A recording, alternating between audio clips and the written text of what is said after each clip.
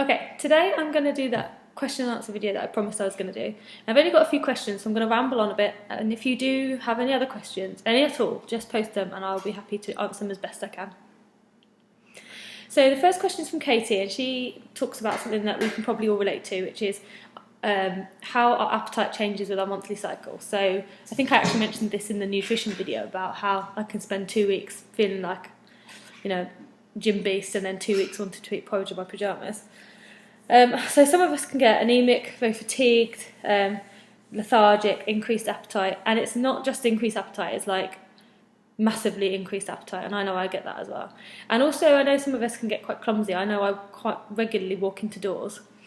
And my husband was the strength coach for the England women's sevens team before we moved out to Canada, and that's the first experience he's had of working with women's athletes, and he said it was quite interesting how the cycle affect their strength performance, and that their numbers would always go down, their strength numbers would always go down on the week of their cycle. So I think that's something that's really interesting for us to bear in mind, and that's why something like personalised programming over a long period of time can help you, because you can start to understand your body a bit more.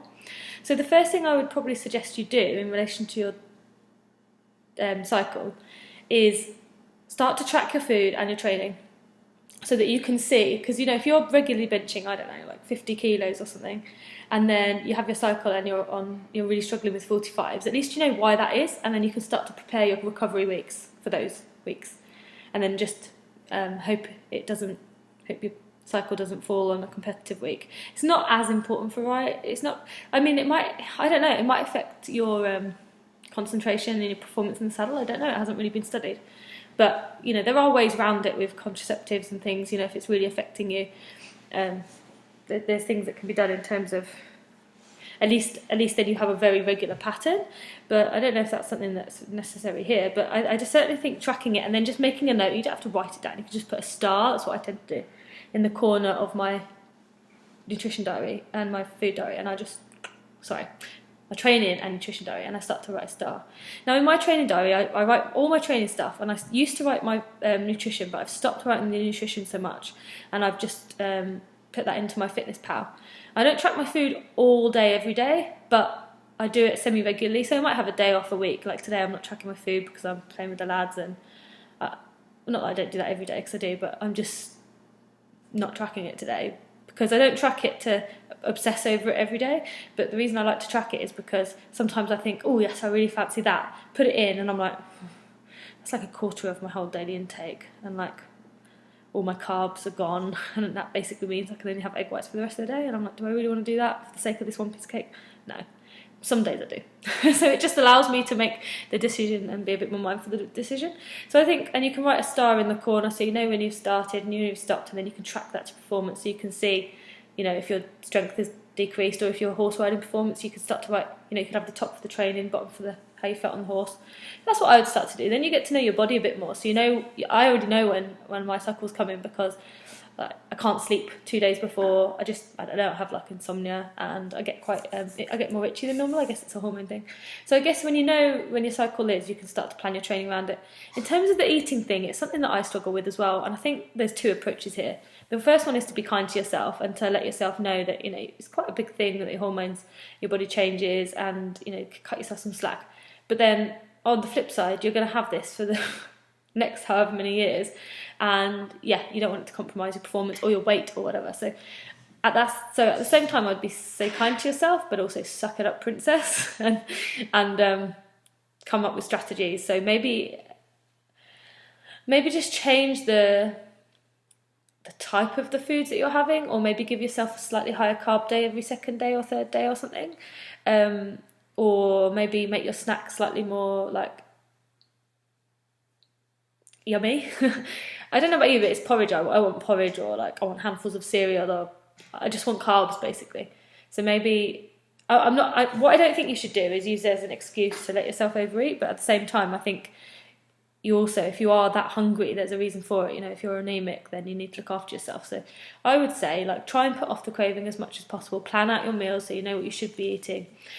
Have plenty of fruit teas, make sure you're getting lots of water, but maybe start to have a few more protein smoothies, and then save up some Greek yogurt for the evenings, and just I follow a person who does these question and answers, and she doesn't do them for horse riders, she does them for like bodybuilders or whatever, but and she always says, you know, she has the same thing every month too, and she has to deal with it, and it's about how much you want it, and like, you know, every time you feel, I think it's difficult, you need to assess whether you're feeling ill or just like tired and kind of wanting some comfort, because if you're genuinely feeling ill, that's one thing, but if you're just feeling tired and comforted, then you need to at that point readdress your goals. Like, how important is it for you to get that little bit leaner? How important is it for you to XYZ? And then that can maybe help you be a bit more mindful of those 2 weeks. But I hear you and I'm with you, and if anyone else has any tips, I'd love to hear them. But yeah, it's more about planning, knowing when it's coming, maybe making that week a recovery week, so when you know roughly when your training is, you can make that a recovery week, so that you're or for example do more cardio and less weights, because the weights is what's going to suffer that week, not so much cardio, so maybe you can offset it that way. So try a few different things and let me know what works. The thing with training and nutrition is it's as much as an art form as it is a science, so it's getting to know you as much as you can. Okay, so the second question from Katie as well is, after training, what can I... Oh no, sorry, this is from Jessica. After training, what can I do to reduce DOMS? Is this the time for high protein meal or carbs? Yeah, I mean, you know, we're all in different positions in our lives, and obviously, like elite athletes or people that are training full time are more able to plan their meals around their training. But generally, if you can come up with a structure of when you're going to train, like, you know, you're going to train at your lunch break, you know, it's going to be 5, you can start to plan your meals around that. So what you want is kind of like, I would say a complex carb before you train, maybe an hour or 2 before, but just a small amount. So it might be like an apple with some nut butter or something. And then post-training, that's the time for your protein shake or protein meal. So I would have my protein shake pretty much immediately upon finishing my training. And then maybe an hour or 2 later, I would plan to have my meal. And if it's not meal time, then that would be a high protein, higher carbs snack. And then I would drop the carbs for my evening meal. So for example, if I trained at 3 p.m, at 4:30, I might have a protein shake. At 5, I might have, I don't know, some cottage cheese or some Greek yogurt or something. And then for my dinner, I might just have some protein and some starchy carbs in the form of vegetables, and drop the complex carbs at night,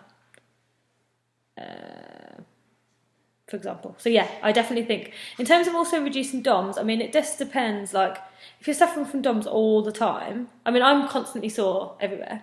And the only time I get to the point where I can barely get off and on the toilet is when I haven't trained for a few weeks, and then I go train heavy because I feel guilty, and then I kind of overdo it. But DOMS is fine. You're probably, you know, if you're starting to train heavy all the time, you're going to get it. There's things you can do, like take a casein shake at night.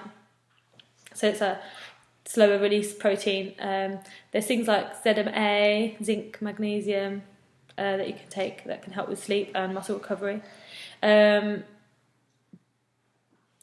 What else could you do? Make sure you're stretching, cooling off properly, Epsom salts baths, things like that. Because I think a lot of people don't probably warm down enough. I'm guilty of that as well. So yeah, so definitely nutrition, particularly the high protein, high carb. So I would have a carb before to fuel the workout, and then I would have a carb after, a carb source after. But I'd say afterwards is the key for the protein shake, or protein, whatever you choose to have.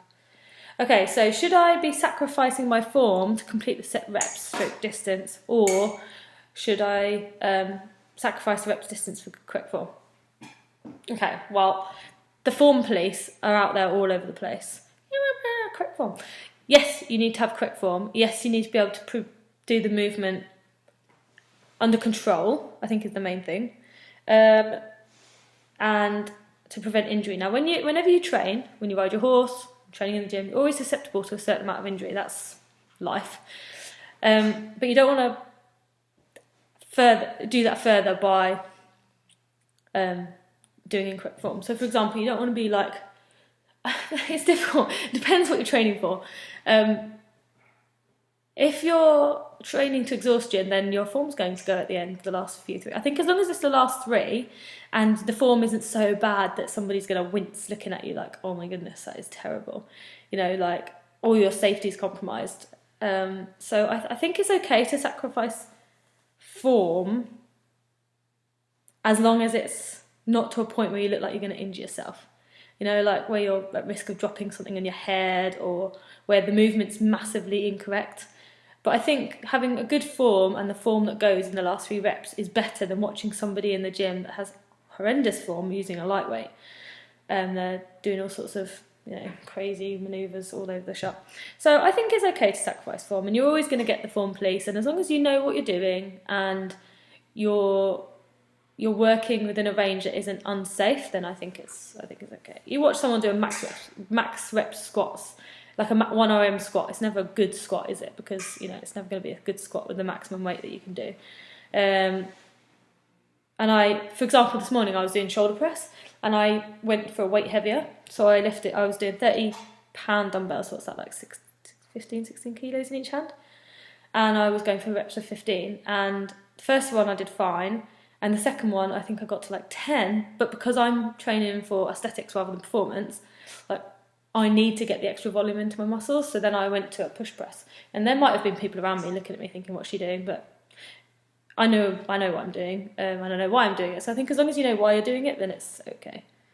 And also if it's a Metcon, so for example, like a burpee, if I programmed you a burpee in your strength training workout, I would want the burpee to be very good form. Whereas if the burpee is in your Metcon workout and the conditioning is more important than the strength, then the form's going to go a little bit. So just reassess the goals and then, you know, sacrifice form a little bit, but not to the point of injury. Okay, so Laura asks, is there any post-training or competition stretches I can do to stop the sort of next day feeling? Yeah, not really. No, you can. Kind of the stuff I mentioned above, like you're always going to get DOMS if you do something you haven't done. So the only way to truly get over DOMS from riding is to do that type of riding before you get into competition. But we all know that's difficult. It's not easy to replicate on-horse competition without actually going to... It's not like in the gym, like you could, you know, replicate something that you were going to do, but you can't really do that. So you're going to get a bit of DOMS. So I would say it's things like nutrition, making sure that you're warming up before you get on your horse and that you're cooling off when you get off your horse.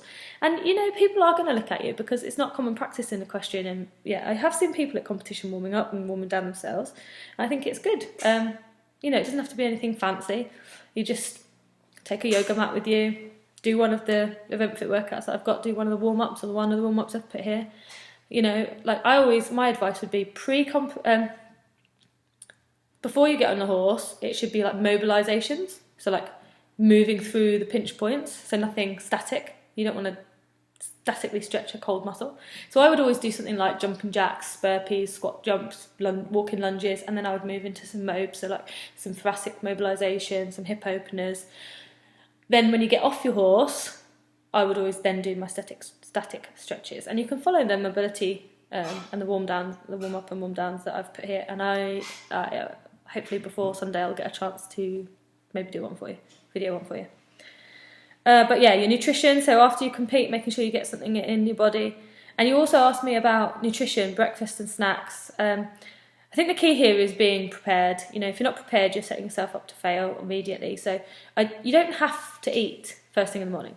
You know, it's perfectly okay not to eat first thing in the morning if you could eat later at night. You know, if you know you're getting up at 5, well then have some Greek yogurt or protein shake or casein shake before you go to bed, like 10, 11 o'clock at night. It's absolutely fine. It's not going to make a blind bit of difference. And then you might not need to eat till 8, 9 in the morning. That's fine too. And then in the morning you might want to take things like overnight oats. You could take chia pudding. You could take like egg muffins. So you can put like basically egg whites, eggs, salt, pepper, vegetables, put it in muffin trays, bake it, and then you have like little snack muffins. They're quite nice. They're fine cold. Even breakfast muffins, healthy, like clean, whole foods, breakfast muffins. I'm trying to think of other things off the top of my head. So I think there's plenty of things you can take with you on the road. I think it's just having it all prepared. And with the snacks, you know, either make it yourself. So I've got loads of recipes on the blog, like quinoa and sweet potato brownies and flapjacks and all sorts of things. But at the end of the day, if you're going to choose something on the road, just buy some things like those naked bars, NAKD, I think they are. They're just like dates and fruit, and they're quite high energy. Or take some protein shakes with you. You can buy packets rather than the bag. You know, put tins of tuna and just eat tins of tuna. So I I think what I'll do is I'll start to put more things up on the blog, but maybe just start to give each other ideas, because I think it's just being prepared and like having things in your box that in your travel box that you're ready to just take with you, because I am a sucker for when I haven't got anything and I'm hungry. So I'm hungry now, so I already know what I'm going to eat. But if I didn't, I'd be raiding the drawers for food whilst I was cooking it. So I think it's just having things that are ready there for you. Yeah, so hope that's answered a few questions or given you some inspiration. And then if you've got any more, just post them below and I'll keep trying to answer them for you. Okay, thanks, bye.